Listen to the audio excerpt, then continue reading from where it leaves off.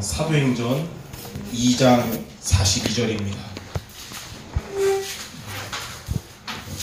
신약성경 사도행전 2장 42절 한 절을 우리 다같이 합독해서 읽도록 하겠습니다.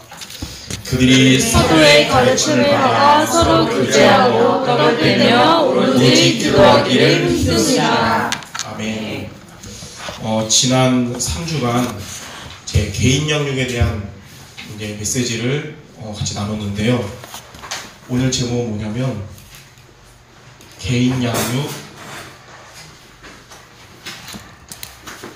후속입니다. 후속. 그래서 개인 양육을 여러분이 새신자들을 잘 하고 그 후속을 어떻게 지속하는 데 받게 할 것인가. 이 개인 양육이라는 것이 한마디로 말하면 교회 안에 오는 새신자들을 정말 복음 중심의 사람으로, 그리고 교회 중심의 사람으로 이렇게 하는 훈련시키는 것이거든요.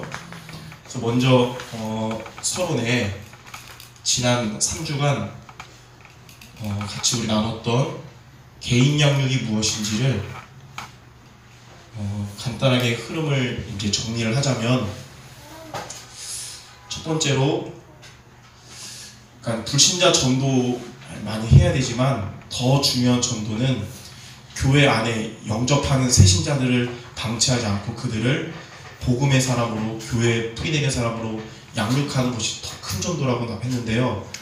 이 일을 할 저와 여러분이 어떤 자세를 갖춰야 될지에 대해서 첫째 주에 얘기를 나눴습니다. 가장 중요한 것은 먼저 우리가 예수 그리스도의 복음 중심의 사람이 되고 복음을 사랑하는 사람이 되어야 된다. 이러면서 많은 교회 다니는 사람 많지만 대부분의 사람들은 육신의 이익을 따라가는 무리의 인생을 살지만 우리는 말씀을 따라가는 이런 제자의 인생을 살아야 된다. 그러면서 하나님이 내게 맡겨주는 이 한 영혼을 정말 사랑하는 마음으로 그들을 품고 기도하는 배경이 되고 그들이 제대로 이제 적응할 수 있도록 도울 수 있는 영혼을 사랑하는 자가 되야 된다. 이 가운데서 우리는 교회 안에서나 현장에서 불신앙할 만한 일들이 많이 생겨도 우리는 불신앙의 말을 하는 것이 아니고 믿음의 고백을 하는 자가 되야 된다고 했습니다. 불신앙의 말을 하는 자에게는 새신자들이 제자로 세워지지 않지만 믿음의 말을 하는 양육자에게는 하나님이 붙여주는 새신자들 양육이 지속되게 하시고 제자가 세워지거든요. 그래서 여기 있는 여러분들은 이런 자들 되어져서 여러분들을 만나는 예수님을 영접한 자들이 한두 번 오다가 끝나는 것이 아니라 정말로 교회의 제자로, 그리스도의 제자로, 그리고 이제 현장 살리는 제자 영접받는 축복이 있게 될 줄 믿습니다. 아멘. 두 번째 주에는 개인 양육의 메시지에 대해서 5가지를 같이 나눴었어요. 제일 먼저 어떤 말씀 나눴냐면 복음과 종교를 분별할 수 있어야 합니다. 그래서 우리는 종교가 아니라 복음을 붙잡을 수 있도록. 두 번째는 뭐냐면 당신의 대적을 알아야 됩니다. 새신자라고 하더라도 우리의 대적이 사탄이라는 사실을 알려주고, 그러나 그리스도께서 승리하셨기 때문에 영적 싸움 승리할 수 있도록 도울 수 있어야 합니다. 세 번째는 어떤 메시지였냐면 새로운 갈등에 도전해라 했어요. 많은 우리 새신자들이 예수님 믿는 것 때문에 찾아오는 어려움들, 핍박들, 이런 유혹들, 복음이 뿌리내리지 못했기 때문에 믿음이 연약하기 때문에 많은 우리 새신자들이 그때 이제 현실과 타협하면서 이제 흐지부지 되는 신앙들이 많은데, 저와 여러분이 말씀을 통해 이런 갈등이 올 때 타협하지 말고 도전할 수 있도록 도와야 됩니다. 그래서 새신자들이 타협 안 하고 정말 말씀 따라서 도전했는데 하나님의 응답을 체험하면 그때부터는 예수님 믿는 것 때문에 어려움 와도 무너지지 않고 오히려 더 큰 응답 받을 수 있는 길이 될 수 있습니다. 네 번째는 예배 드릴 때나 여러분을 만날 때 외에도 스스로 하나님과 소통하면서 승리할 수 있도록 기도에 대해서 가르쳐야 돼서, 기도는 영적인 과학입니다에 대해서 같이 나눴어요. 그리고 마지막은 아무리 복음 들어가고 현장에서 전도 열매를 얻는 새신자를 하더라도 돌이켜 볼 때 교회에 뿌리 내리지 못하면 언젠가는 무너지고 지속이 안 되기 때문에 세계복음화까지 함께 가는 제자가 되려면 반드시 교회에 뿌리 내려야 되기 때문에 마지막으로 예배의 규모를 갖추도록 알려줄 수 있어야 됩니다. 이 5가지 메시지를 우리 둘째 주에 같이 나눴습니다. 자, 지난주에는 이제 개인 양육자의 상담에 대해서 같이 나눴는데 이제 예수님을 처음 믿게 되면 이제 구체적으로 이제 그 질문들이 참 많이 오게 돼요. 여러분들처럼 말씀의 흐름을 따라가는 분들은 질문 사항들이 생겨도 메시지 속에서 답을 찾을 수 있는데 새신자들 보고 말씀에서 답 찾아라, 성령이도 받아라 그러면 맞는 말이지만 막연하게 들릴 수 있거든요. 그래서 여러분이 구체적으로 알려줄 수 있어야 되는데 어떻게 상담해 줘야 되냐면 하나님의 말씀인 성경과 여러분 주일 예배 강단 말씀을 근거로 해서 복음으로 답을 줄 수 있는 그런 상담이 되어야 됩니다. 그래서 많은 질문들이 있어도 결국은 복음으로 답을 낼 수 있는 그게 복음이 들어가는 시간표가 되거든요. 그 근거가 뭐냐면 하나님의 말씀인 성경과 여러분 주일 강단 말씀을 근거로 또 하나님은 다 아시고 여러분에게 그 주간 강단을 통해 이미 정리된 답을 미리 허락하셨을 거예요. 네. 그리고 4번째로는 이제 저와 여러분들이 실제로 이런 개인 영역을 도전할 수 있도록 하기 위해 먼저 우리가 해야 될 미션 2가지가 있었다 그랬어요. 그래서 2가지 시간에 승리해야 된다. 첫 번째는 먼저 우리 개인 양육자들이 예배 시간에 승리한 자가 되어야 된다 했습니다. 예. 예배 시간 승리한단 말은 그냥 예배 때 자리에 앉았다가 가는 게 승리한 게 아니고 하나님이 주의 종 담임 목사님을 통해 주시는 강단 말씀을 제대로 붙잡는 것이 예배 승리하는 것이다. 예. 그리고 개인 시간에 승리해야 된다 했습니다. 아무리 예배 때 여러분 밝은 사람이라 할지라도 혼자 있는 시간에 우울하면 그 사람은 어떤 사람이냐면 우울한 사람입니다. 그러면 그 사람의 인생은 우울한 인생이 되는 거예요. 아무리 교회에서는 믿음의 말을 막 하고 막 해도 혼자 있는 시간에 불신앙적인 생각에 빠져 있으면 결국은 불신앙적인 인생이 되는 것이죠. 그래서 혼자 있는 시간에 말씀을 붙잡고 하나님과 소통하며 영적인 힘을 얻을 수 있는 이런 시간이 승리된다. 이 2가지가 될 때 하나님은 여러분에게 이런 개인 영역할 수 있는 현장의 응답을 주신다고 했어요. 지난 3주간 이렇게 개인 양육에 대한 내용을 전달했습니다.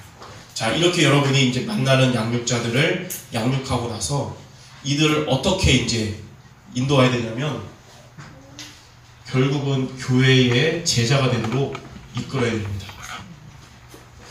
오늘도 저 그 핵심 메시지를 들으면서 은혜 받은 부분이 뭐냐면 2가지였어요. 하나님이 가장 원하시는 제자는 첫 번째로 복음 중심인 사람이고 2번째로는 교회 중심인 사람이다. 복음 중심이란 말은 그리스도로 답을 내는 자다. 그리스도로 완전하기 때문에 내가 그리스도로 충분하고 그리스도가 모든 것 된다. 2번째는 교회 중심이란 말은 여러분이 결국은 목회자 중심 그리고 강단 중심 또 여러분의 경제들이 헌금 중심 이게 돼야 된다는 것이죠. 예. 그래서 진짜 교회 제자가 되려면 여러분이 강단 말씀 중심으로 살아갈 수 있도록 우리 새신자들 양육한 사람들을 여러분이 이끌어주면 됩니다. 그러려면 먼저 저와 여러분들이 강단 중심의 증인으로 설 수 있어야 됩니다. 그래서 오늘 본론에 이렇게 강단 중심의 증인이 돼서 여러분을 만나는 우리를 만나는 우리 새신자들이 강단 중심으로 교회 뿌리 내리는 교회 제자가 되도록 하려면 어떻게 하면 우리가 할 수 있습니까? 크게 2가지예요. 아까도 얘기했듯이 첫 번째로 저와 여러분과 우리 양육 대상자들이 예배 시간에 승리하는 것이 이것이 이제 제자 사역의 가장 출발점이고 세계복음화의 가장 중요한 시작이라 할 수 있습니다. 예, 예배 시간 승리하는 것이 아까 말한 것처럼 예배 시간 승리한단 말은 그냥 자리에 앉아있다 가는 게 승리한 게 아니고 하나님이 주의 종 목사님을 통해 주시는 강단 말씀을 붙잡는 것이 예배 승리하는 것입니다. 여러분 내일도 주일날인데 하나님이 목사님 통해 주시는 강단 말씀을 여러분 붙잡는 시간을 갖기 바라요. 그게 예배 승리하는 것이거든요. 그리고 그런 여러분을 만나는 우리 새신자들도 예배에 승리할 수 있게 될 것입니다. 이게 왜 중요하냐면 첫 번째로 앞으로 정말 제자가 될 사람이라면 강단 말씀에 시험 들지 않고요. 강단 말씀에 하나님 주시는 은혜를 받습니다. 예.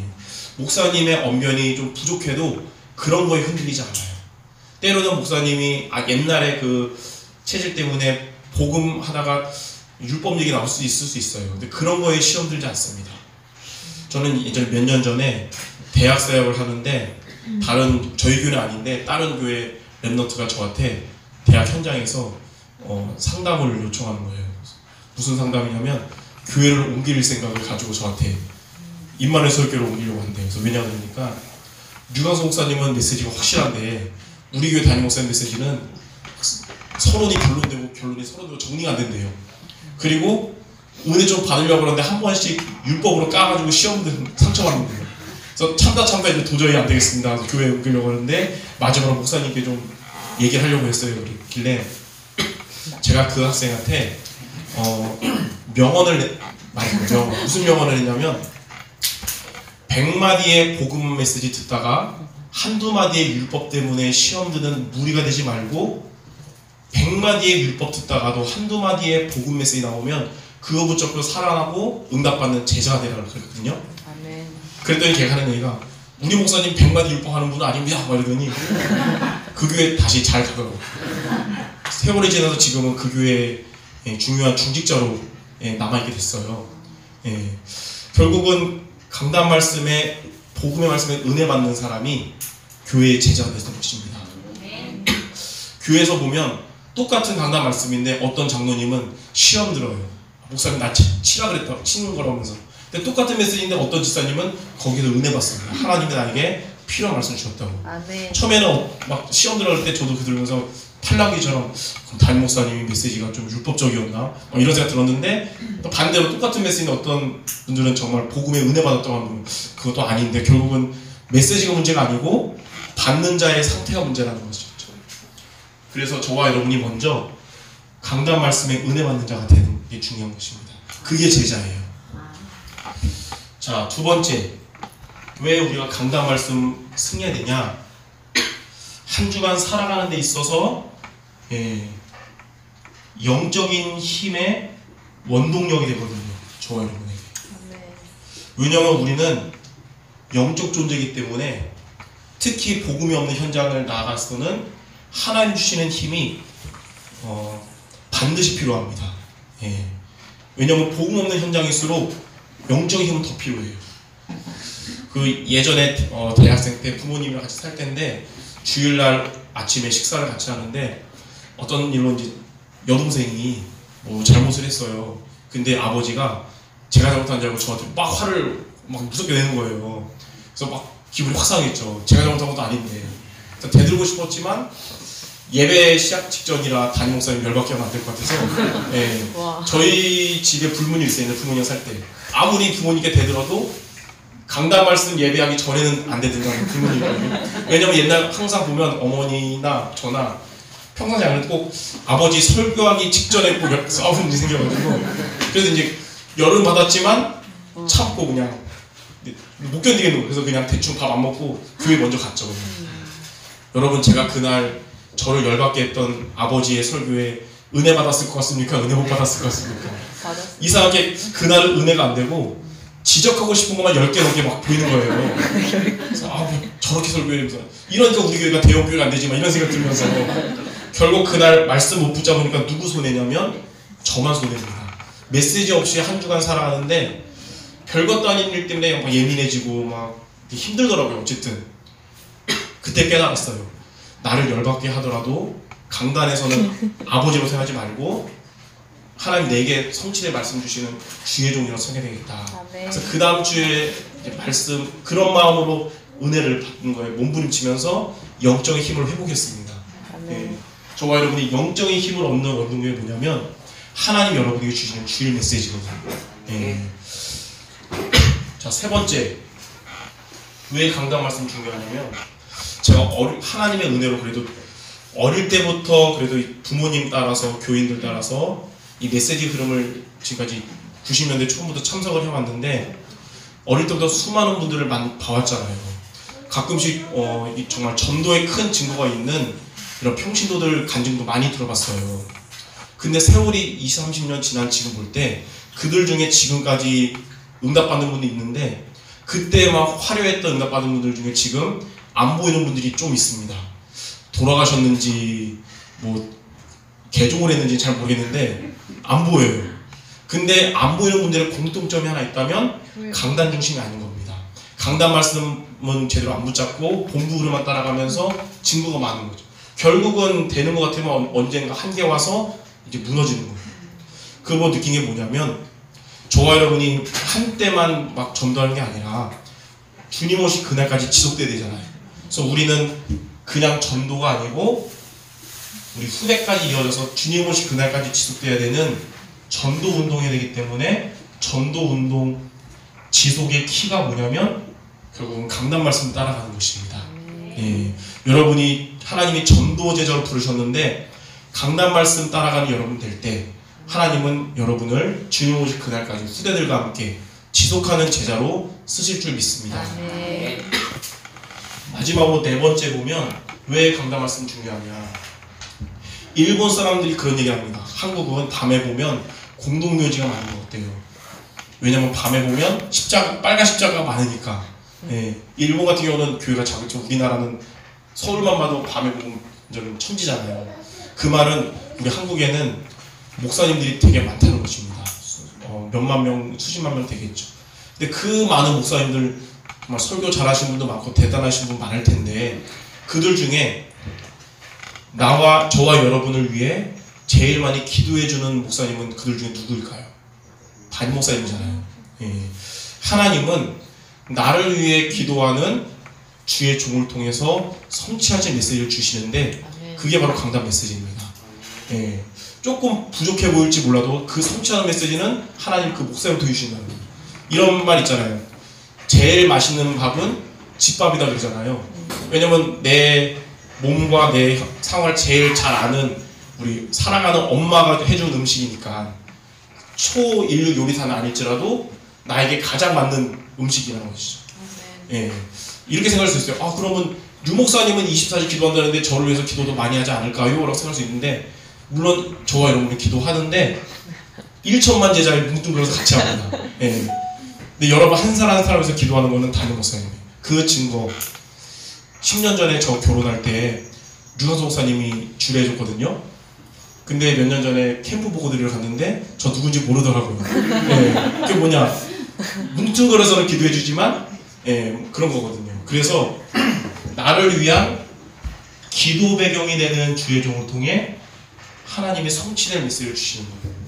왜 바울 서신을 보면 왜 이게 은혜되고 지금까지 2000년 지난 지금까지 성취된 메시지냐.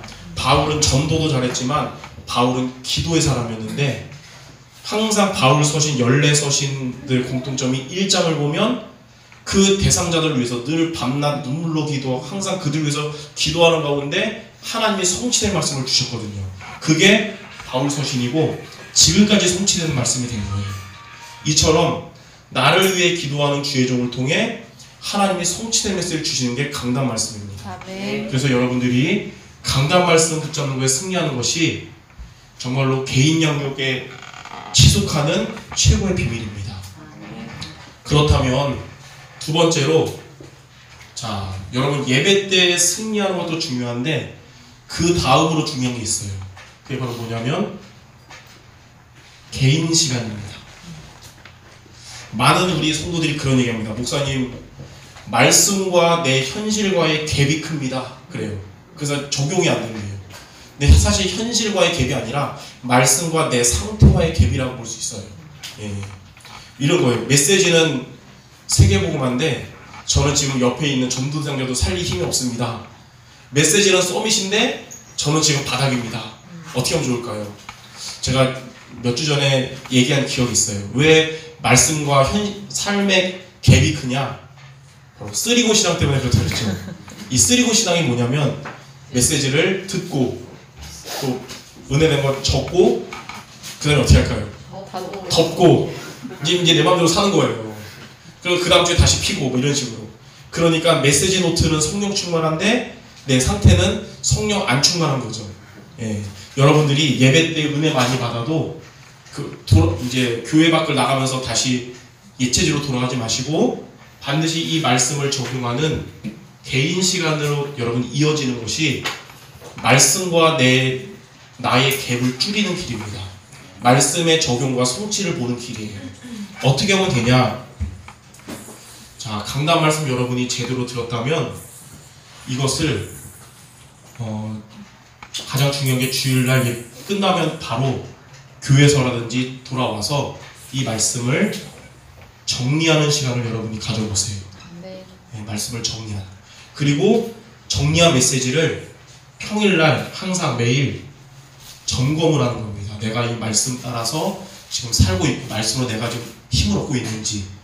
사실 그게 바로 묵상 중에 묵상이라 할 수 있습니다. 말씀 묵상이 뭐냐? 명상과 다른 점은 말씀이 들어간 거잖아요. 묵상은. 근데 어떤 말씀이냐? 그 주간의 강단 말씀 가지고 나를 점검하는 거예요. 이게 묵상이거든요. 자, 그러면 어떻게 주신 강단 말씀을 여러분이 제대로 정리할 수 있는지 메시지 흐름 속에서 세 가지로 여러분이 정리하면 돼요. 첫 번째로 우리 다락방하는 목사님들은 항상 복음 중심이기 때문에 매주 설교 제목은 다르고 절기 설교도 다 다를지라도 가장 강조하는 게 뭐냐면 언약입니다. 그래서 매주 여러분은 언약을 붙잡아야 돼요. 언약이 뭐냐면 나를 향한 하나님의 약속이에요. 하나님과 나 사이의 약속에는 두 가지 종류가 있습니다. 내가 하나님께 하는 약속을 보고 뭐라 그러냐면 서원, 그래요. 서원. 근데 반대로 하나님이 나에게 하신 약속을 보고 뭐라 그러냐면 언약, 그런 거예요.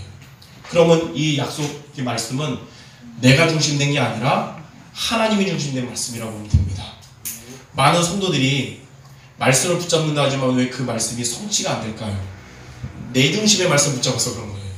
예를 들면 집에서 엄마랑 싸우고 와가지고 우울한데 다른 메시지는 안 들리고 이제 화목해라 이런 것만 와닿아서 그것만 붙잡는 이런 식이죠.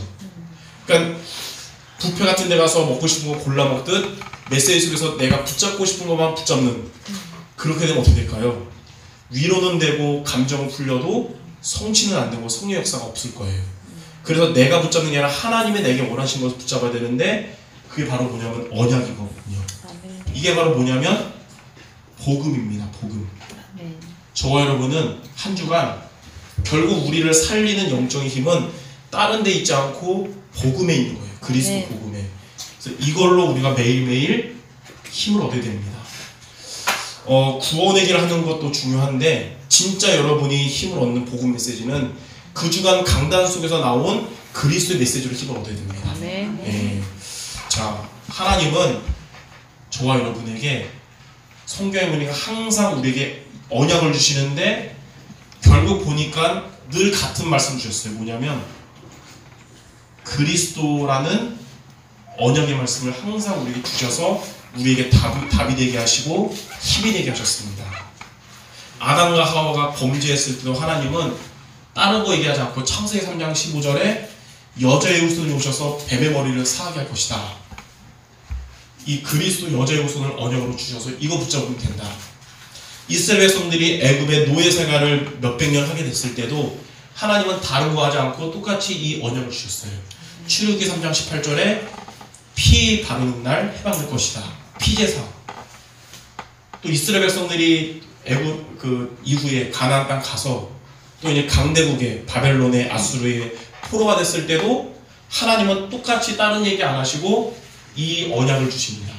이사야 7장 14절에 처녀가 잉태의 아들 낳으리니 그 이름을 임마누엘 하리라. 그 언약 잡고 다시 회복됐잖아요. 이스라엘 백성들이 또 로마에 속국됐을 때도 하나님은 다른 얘기 안 하시고 똑같이 이 그리스도를 언약으로 주셔요. 마태복음 16장 16절에 주는 그리스도시요 살아계신 하나님의 아들이십니다. 성경을 보면 하나님은 언약의 사람들에게 항상 같은 언약을 주시는 게 바로 그리스도거든요. 그리고 이 그리스도가 역사적 사건으로가 아니라 지금 나와 함께 하시는, 지금 내게 성취되는, 그래서 뭐라 하셨냐면 그리스도가 세상 끝날까지 너희와 항상 함께 할 것이다. 예, 성령으로. 그래서 언약이 뭐냐면 십자가에서 다 이루신 그리스도가 지금도 앞으로도 우리와 성령으로 함께 하신다는 것이 하나님이 우리에게 하신 약속의 언약입니다. 하나님은 주의종 목사님을 통해 매주 강단을 통해 이 메시지를 이런 방식으로 저런 방식으로 항상 이것을 주시거든요. 아멘. 여러분들은 이것을 붙잡아야 돼요. 아멘. 이게 바로 나를 살리는 힘이 되거든요. 아멘. 그래서 이것을 우리가 어떻게 해서 붙잡아야 되냐? 강단을 통해서 이 언약을 여러분이 붙잡는 것이, 그리고 이것을 한 주간 매일 묵상하는 것이 나를 살리는 길이 될 것입니다. 지난주에 저의 부끄러운 얘기가 갑자기 생각나는데 한 번 더 얘기하자면 수요일 날 했어요. 이제 결혼한 지 얼마 안 될 때, 아직 애가 없을 때인데, 그러니까 2011년이네요. 8년 전인데 저는 이제 와이프랑 자주 안 싸우거든요. 1년에 한두 번 싸우나? 근데 그때 한번 별것도 아닌 일인데 제가 볼 때 와이프 잘못했어요. 그래서 한 소리 했는데 그러면 이제 알겠어 뭐 미안해 뭐 끝날 건데 막 화를 내는 거예요. 그래서 그냥 제가 그럼 그래 넘어가자 이러면 되는데 저도 또 울컥하게 또 화나다 보니까 둘 다 엄청 불이 와서 엄청 커졌어요. 둘 다 막 엄청 화가 나는 거예요. 근데 그날이 수요일인데 그날 담임 목사님이 태국 선교 중이라서 수요 예배를 제가 인도해야 되거든요. 근데 보니까 예배 시간 가까워지는 거예요. 근데 지금 엄청 싸우고 있고, 어쨌든 제가 만약에 그러면 안 되겠지만 성도 중에 한 명이면 안 가겠지만 그날 제가 안 갈 수 없잖아요. 그래서 일단은 싸우는 중에 양복은 갈아입으면서 그래서 이제 엄청 싸우고 이제 나가려고 그러는데 와이프는 안 갈아입고 있었어요. 안 나갈 거니까 자기는 오늘 기분 나빠서 예배 안 가겠다고. 그래서 제가 율법적인 말했죠. 사모님 내가 그런 거 예배 보면서 뭐라고 하고 이제 오늘 나왔어요. 그래 이제 차 끌고 이제 교회 가는데 진짜 그날따라 진짜 예배 인도하고 싶은 마음이 진짜 안 생기는 거예요. 오늘은 정말 내가 교회 가는 게 아니라 어디 바닷가 가는 게 나를 치유하는 것 같은 심태가. 그래서 하나님께 기도하면서 운전하면서 갔죠. 하나님, 솔직히 지금 예배 인도할 마음 전혀 안 됩니다. 제가 가가지고 또 성도들이 많으니까 또 이제 거룩한 척하고 강단에서 여러분 복음은 아무 문제 없습니다 이렇게 설교하는 거는 사기치는 것 같고 진짜 못할 짓 같고, 그렇다고 또 제가 진실되게 강단에서 와이프랑 싸우는 얘기 막 하면 은혜 받으러 온 성도들 같이 시험 들 것 같고, 저 오늘 어떻게 될지 모르겠습니다 막 기도하면서 운전하는데 하나님이 주신 생각인지 모르겠지만 그때 히브리서 4장 12절 말씀 생각나더라고요. 하나님의 말씀은 살았고 활력이 있어서 좌우의 날선 검보다 예리하다.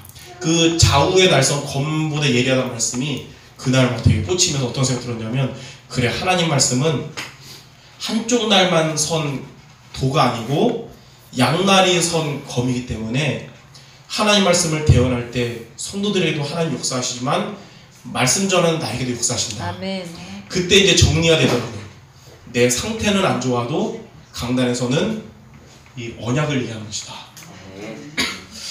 이 성도들이 이상하게 제가 성령 충만할 때보다 그런 날 더 은혜를 받는 것 같아요. 다들 그렇게 사는지 모르겠는데 누가 제일 많이 은혜 받았냐면 말씀 전하는 제가 제일 많이 은혜 받았습니다. 아멘. 말씀 전하면서 정말 유목사 말씀처럼 치유와 서밋의 체험이 있는 것 같고, 말씀 전하는데 복음 얘기하는데 막 눈물이 날 것 같은데 이거 참으면서 설교했어요. 왜냐면 예전에 보니까 설교할 때 울면서 설교한 적 한 번 있는데 엄청 쪽팔리고 몇 달 가더라고요. 내가 왜 그랬을까. 그래서 이제 설교할 때는 안 오는데 참으면서 막 복음 얘기하고 성도들도 은혜 받고, 저는 예배 끝나고 나서 완전히 이 치유와 서밋의 응답을 받은 것 같은 거예요. 집에 돌아가는데 교회 올 때 저 마음과 집에 갈 때 마음이 완전 바뀌었어요. 교회 올 때는 다 와이프 잘못한 것 같은데 집에 갈 때 보니까 제가 잘못한 것 같은 거 있죠. 그래서 집에 갔는데 문을 열었는데 와이프 눈빛 보니까 아까랑 똑같아요. 지금 후반전하려고 지금 준비하고 있어요. 표정이. 여러분 보세요. 여러분 좀 상태가 안 좋은 사람과 성령 충만한 사람이 만나면 누가 미안하다고 해야 될까요? 성령 충만한 사람이 미안하다고 그러잖아요. 제가 가서 미안하다고 말하면서 오늘 말씀처럼 제가 은혜 받았던 메시지를 이 언약의 말씀을 포럼을 했거든요. 와이프가 그 포럼을 들으면서 점점 표정이 정상으로 이제 돌아왔습니다. 그 와이프가 이제 은혜 받고 나서 본인도 이제 포럼을 해요. 나는 정말 부족한 사모 같다고, 나 같은 사람이 좀 이런 거예요. 그래서 내가 그랬죠. 나도 부족한 목사예요. 우리 항상 언약을 잡아야 돼. 같이 막 울면서 막 치유의 시간을 가졌어요. 저와 여러분이 환경이 어렵든 상태가 안 좋든 강단에서 이 언약의 말씀을 붙잡잖아요. 여러분의 현장 갈 때 하나님은 앞서 파송하셔서 하나님 나라 임하는 응답을 주시는 거예요. 여러분의 한 주간의 직장생활, 가정생활이 때로는 어려움이 올지라도 강단에서 언약을 잡으면 하나님 여러분 그곳에 미리 하나님의 나라가 임하도록 응답을 주시는 것입니다. 그래서 이 시간을 여러분이 갖기를 바랍니다. 당장 내일 주일인데 어떤 말씀 나오든지 이 언약의 말씀을 붙잡는 우리 성도님 되시기 바랍니다. 두 번째로, 만약에 그럴 성도들이 거의 없겠지만 영적 문제 심각한 성도라면 뭐 이런 거 안 하고 1번만 하라고 그래요. 딴 거 하지 말고 언약 은혜만 받아라 그러는데, 제자라면 강단 말씀 속에서 내가 구체적으로 실천할 미션을 찾아야 됩니다. 이 미션이 뭐냐면, 하나님은 아무에게나 아니고 정말 교회의 제자에게는 미션을 주시거든요. 이게 나를 향한 하나님의 명령이에요. 이게 크게는 전도 메시지를 할 수 있습니다. 그 주간의 강단 말씀 속에서 내가 실천할 수 있는 작은 것을 붙잡아요. 그리고 이것을 한 주간 여러분이 실천하는 것이 그게 성령의 인도입니다. 그리고 이것이 말씀과 나의 갭을 줄이는 길이 될 수 있어요. 마태복음 7장 24절에서 27절에 보면 예수님께서 이렇게 말씀하셨어요. 주의 말씀을 듣고 행하는 자는 반석 위에 집을 지은 자 같아서 비가 내리고 바람 불고 창수가 나도 무너지지 않을 것이다. 근데 반대로 주의 말씀 듣고도 행하지 않으면 모래 위에 집을 지은 자 같아서 비가 내리고 바람 불고 창수 나면 무너지리라 그랬거든요. 여러분이 주신 강단 말씀에서 언약을 붙잡고 영적인 힘을 얻었다면 하나님이 내게 명하신 미션을 여러분이 실천상을 붙잡고 한 주간 여러분이 실천에 도전해 보시기 바랍니다.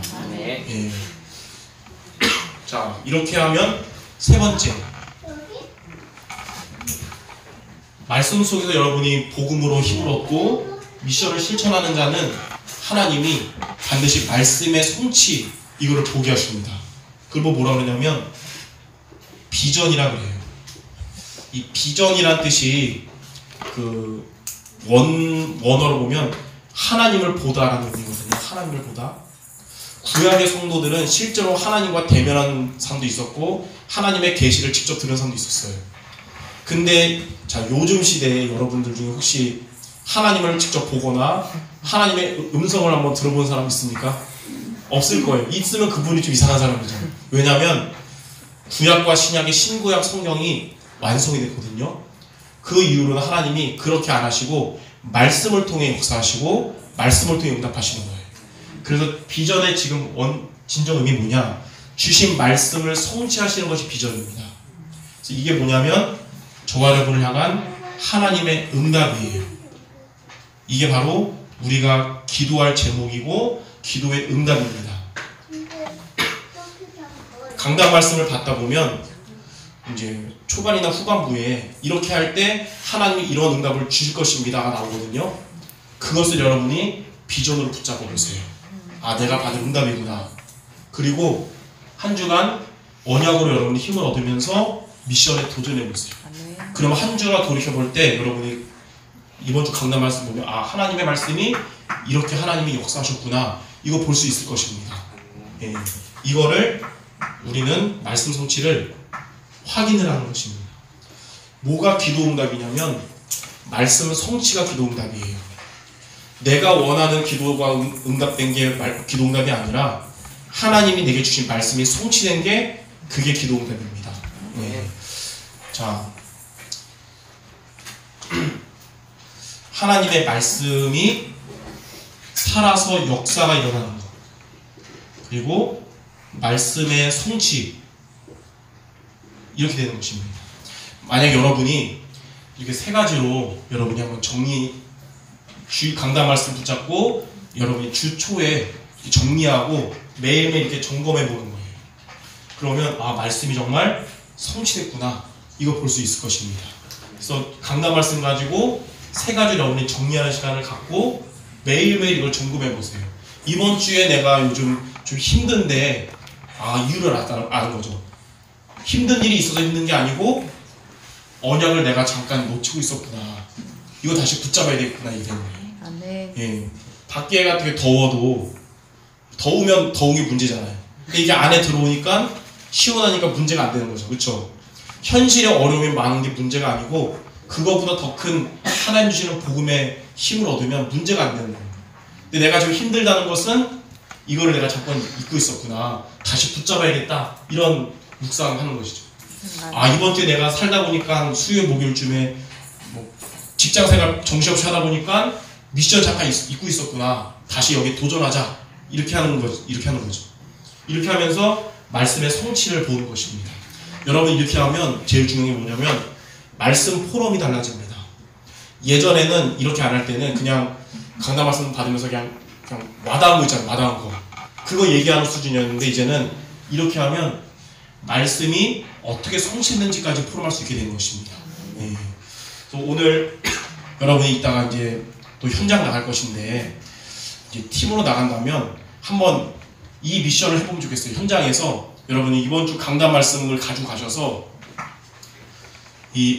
이번 주에 그 주일 내일 할 걸 알고 미리 한번 오늘 연습해 보세요. 강단 말씀 속에서 하나님이 목사님 통해 내게 주신 이 언약의 말씀을 한 문장으로 한번 여러분이 만들어 보세요. 써보세요. 한 문장으로. 주로 이제 뭐뭐 다 이렇게 평서문으로 한번 여러분 같이 이제 현장 가서 하는 것도 좋습니다. 교회에서 하는 것도 은혜되지만 복음 없는 현장에서 강단 말씀 정리하는 것 은혜 많이 될 거예요. 네, 한번 이렇게 한 문장으로 한번 여러분이 현장 가서 해보시기 바랍니다. 이 팀으로. 그리고 두 번째로 이번 주에 한 주는 이제 거의 다 갔지만 강단 말씀 속에서 하나님이 나에게 주신 미션 있잖아요. 실천할 거. 이것도 한 문장으로 하되, 이거는 이제 미션이니까 하나의 명령이니까 이제 명령문으로 한번 만들어 보세요. 뭐뭐 해라, 이렇게 하나님이 내게 하시는 말씀으로. 그리고 세 번째는 이렇게 할 때 하나님의 말씀을 하나님이 응답하시는, 이렇게 될 것이다, 이런 주로 이제 예정문으로 뭐뭐 할 것이다, 뭐 이런 식으로 뭐 하리라, 이렇게 예정문을 한번 만들어 보세요. 되게 구체적이죠. 이제 그래서 여러분 오늘 현장 가서 이제 같이 간 분들과 함께 이번 주 강단 말씀을 이 언약적인 부분을 한 문장으로, 그리고 실천할 미션 부분을 명령 한 문장으로, 그리고 어떻게 하나님 응답하실지를 한 문장으로 여러분 정리해 보는 거예요. 왜 오늘 하는 게 중요하냐? 내일 당장 주일이거든요. 내일 예배 마치고 이제 다시 현장 가서 잊지 마시고 반드시 혼자 하든 같이 이제 말씀 포럼 나눌 수 있는 부서가 있으면 같이라도 이렇게 세 가지 문장으로 한번 정리해보는 시간을 내 예배 맞추고 한번 가져보시면 좋습니다. 그리고 그거 가지고 일주일 동안 나 자신의, 나와 내 삶을 점검해 보시는 거예요. 한 주간. 이게 강단 중심으로 살아가는 교회 제자의 모습입니다. 자, 이렇게 한 번만 해도 말씀이 잘 정리되고 뿌리 내리는데 매주 해서 몇 년 가봐요. 그럼 정말 교회 살아나는 주의 응답이 오겠죠. 이런 축복의 주역이 되는 여러분 모두 되시기 바랍니다.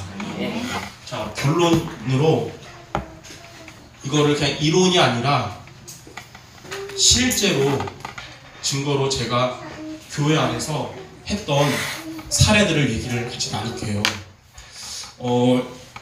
몇 년 전까지는 제가 대학 사역을 많이 하면서 제가 있는 지역뿐만 아니라 전국과 세계를 많이 다니고 그랬거든요. 근데 어느 날 깨달았어요. 다른 데 가서 많은 응답을 끼치지만 정작 나의 현장인 내 교회와 내 지역에서 응답을 받지 못한다면 밖에서 많은 응답 받는 거 결국은 지나가는 안개 같고 거품 것 같다고 생각이 들었어요. 그래서 그때 기도 제목 오히려 바꿨습니다. 하나님, 밖에서 하는 것도 중요하지만 하나님이 맡기신 내 현장을 살리게 되는 거예요. 그리고 교회의 랩너트들을 돌아봤는데 당시에 밖에 다른 지역과 이런 데 대학생들을 살리는데 저희 교회 대학생들은 예배 실패하고 있는 거예요. 주일 예배도 억지로 와가지고 자다가 축도할 때 다 도망가고 이런 식으로. 그래서 이제 얘네들 하나하나 데리고 이제 개인 양육부터 이제 하면서 이렇게 말씀들 주면서 강단을 심어줬어요. 말씀이 들어가니까 이제 대학생들, 청년들 하나하나 살아나기 시작했어요. 그들대로 이제 뭐 했냐면요. 이제 이렇게 정리하는 시간을 갖도록 이제 팀을 만든 겁니다. 그래서 첫 번째로 어떻게 했냐면요. 주일 예배 다 마치면 이후에 모임을 가졌습니다. 보통 예배 마치면 다들 가잖아요.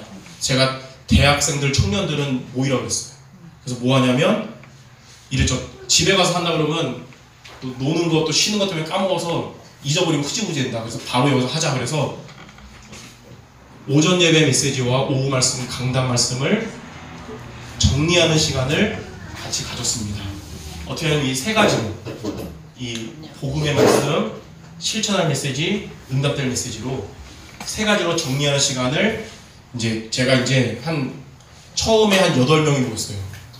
이제 도망가는 애들도 있었지만 이제 안 도망가는 사람 한 8명.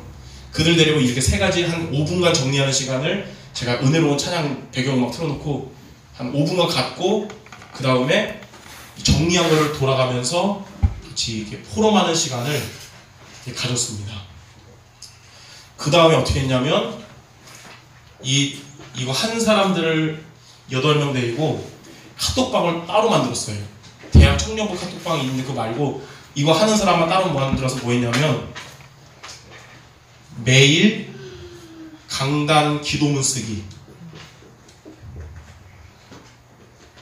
근데 이제 이게 뭐 일주일에 한 번이면 괜찮은데 매일 한다는 게 사실 부담이 될 수 있어요. 그래서 뭐라고 그랬냐면 아침에 일어나면 한 문장씩, 뭐 길게 말고 한 문장씩만 강단 말씀 묵상하고 강단 말씀 가지고 한 문장 기도문 쓰기를 했어요. 그래서 카톡방에 한 문장씩 올리기.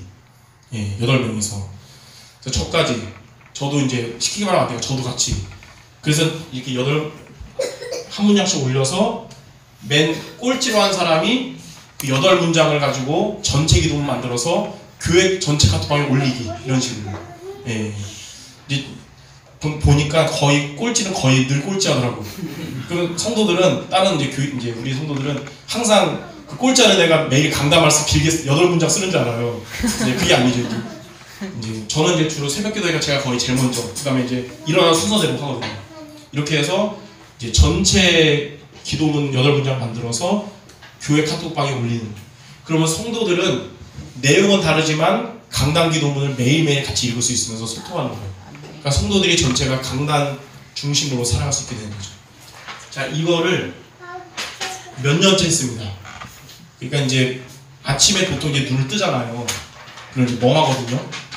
이제 한참 생각하다가 강단 말씀 제목이 뭐더라. 그저 것도 생각날 때도 있고, 그러다가 막 이번 주지 이거지 한참 생각하고, 그래서 이제 또 이제 묵상이 되는 거예요. 그럼 이제 이 세 가지 가지고 그러면 이제 한 문장 쓰고 이런 식으로. 그래서 이제 아침에 눈을 떠서 멍할 때 다른 것보다 들어가기보다 강단 말씀 붙잡고 한 문장 묵상해서 쓰는 것부터 시작하는 거예요. 작은 것 같지만 별거 아닌 것 같지만 이거를 지금 한 4, 5년째 하루도 빠짐없이 계속하고 있거든요. 그러니까 대학 청년들 완전 강단 말씀 뿌리내리는 거죠. 완전히 이렇게 매일 하고, 이제 어떻게 하냐면 매주 토요일마다 의무적으로 모일 수 있도록 용어를 뭐로 만들까 하다가 남전도회, 여전도회처럼 구역예배라는 단어를 썼습니다. 청년들한테. 구역예배를 무조건 참석한다 해가지고 다른 애들은 올 때도 있고 안 올 때도 있지만 이거 하는 8명은 거의 이제 고정 멤버가 된 거죠. 그러면 이제 토요일 저녁에는 모여가지고 뭐 하냐면 그 주간에 붙잡았던 강단 말씀 3가지를 이제 포럼을 하는 겁니다. 돌아가면서 이번 주에 내가 붙잡은 이 복음의 말씀으로 내가 힘을 얻고 살아난 얘기, 그리고 이 미션을 내가 실천한 부분, 또 어떤 애들은 이번 주 내가 실천을 못했습니다 이렇게 하는, 그리고 말씀이 이렇게 성취됐다는 것까지 포럼하는 3가지 포럼을 해요. 그리고 이제 얘기들을 듣잖아요. 듣다 보면 이제 좀 해주고 싶은 얘기들이 막 생겨요. 그럼 이제 정리했다가 나중에 다 들은 다음에 이거 가지고 이제 방향들을 좀 전달해주고, 그 다음에 우리가 토요일 저녁에 내일 주일날 있을 예배와 설교하실 담임 목사님과 여러분 자신과 여러분이 맡은 부서와 랩너트들 위해서 같이 기도하는 교회 기도 시간을 같이 갖는 거예요. 교회관을 하도록 위해서. 자, 이런 형식으로 제가 교회 안에 있는 대학 청년부를 지금 4, 5년째 이 형식으로 계속하고 있거든요. 근데 어떤 응답이 왔냐면, 그전에는 예배도 제대로 안 드리고 도망가고 뭐 말씀 안 들어갔던 애들이 지금 거의 직분은 집사지만 대학 청년들 장로 역할을 거의 다 하고 있습니다. 교회 안에서 사실 나이 많으신 분들은 영적 싸움하고 치유받고 하고 있지만, 실제 중요한 사역들은 이거 하고 있는 대학 청년들 중심으로 해나가고 있고, 그 8명을 시작했는데 지금 14명까지 이제 왔고, 이제는 주일날 할 때는 이제 장로님들도 한 절반 정도는 이제 참여하셔서 같이 합니다. 예. 그래서 이제 이렇게 흐름을 만들어가는 거예요. 결국은 교회 제자는 교회에 뭐 헌금 많이 해라, 헌신 많이 해라 말로 해서 안 받기 있거든요. 근데 말씀이 들어가니까 그들이 교회의 중요한 역할을 하게 되도록 하나님이 역사하셨어요. 말씀이 바꾸는 거기 때문에 이렇게 했는데 몇 년 지나 지금은 거의 이제 교회에 뿌리 내린 교회 제자들로 되어 있거든요. 이게 제가 이 말씀 가지고 교회에 적용한 부분들입니다. 저와 여러분들이 교회 안에 우리 새신자들, 또 어린 랩너트들, 그리고 이제 믿음이 약한 내 동료들을 이렇게 개인 양육으로 기도하면서 이제 여러분이 도전하시고, 그들이 이거 하면서 말씀이 복음이 이제 들어가면 함께 강단 중심으로 살아갈 수 있도록 여러분이 안내해주고 돕는다면, 여러분들처럼 우리 교회 안에 많은 어린 영혼들이 강단 중심되는 교회 제자가 되고 함께 이 지역 복음화, 세계 복음화는 중요한 사역을 할 수 있게 될 것입니다. 그 응답이 앞으로 이번 이후에 오게 될 거라고 믿고요. 참고로 지금 유 목사님이 많이 말씀하신 캠프에 보면 뭐 이전 캠프, 뭐 실제 캠프, 이후 캠프 이게 나오는데 제일 중요한 게 이전 캠프거든요. 이전 캠프가 뭐냐면 쉽게 말해서 여러분과 여러분의 연약한 우리 성도들이 복음 중심 그리고 교회 중심 되게 하는 겁니다. 하나님 그렇게 되면 여러분 교회마다 이제 실제 캠프, 이제 전도의 응답과 이후 캠프, 제자들이 일어나는 응답이 올 거예요. 그래서 이번 이 훈련을 통해서 여러분과 여러분 만나는 사람들이 이런 복음 중심, 교회 중심 되는 그런 응답이 있게 되기를 주님의 이름으로 축원합니다. 아멘. 네, 우리 옆 사람에게 우리 성취될 축복 하나 바칩시다. 강단 중심되는 교회 제자 됩시다. 강단 중심되는 교회 제자 됩시다. 예, 성취될 줄 믿습니다. 아멘. 아마 제 생각인지 모르겠지만 이 강북에서 하나님이 제일 축복하고 사랑하는 분들이 여기 모인 줄 믿습니다. 아멘. 기도하겠습니다. 하나님 감사합니다. 우리를 가장 중요한 자리인 교회에 살릴 제자로 부르심을 믿습니다. 아멘. 이를 위해서 우리가 먼저 강단 말씀 중심으로 살아가면서 말씀 성취의 증인되게 하시고, 또 우리들에게 하나님 맡겨주시는 우리